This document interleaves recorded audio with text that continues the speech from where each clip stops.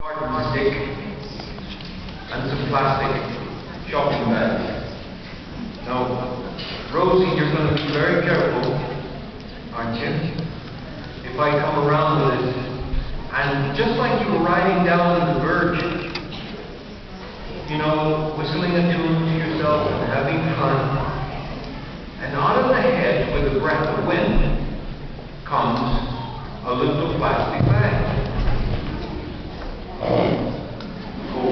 Boom.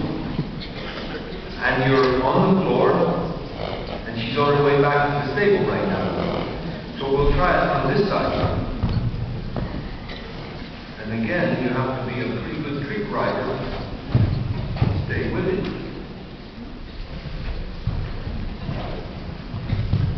This afternoon, when we were testing the horses, she even took a good kick at it.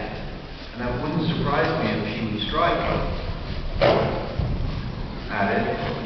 So I think we've shown you, we've established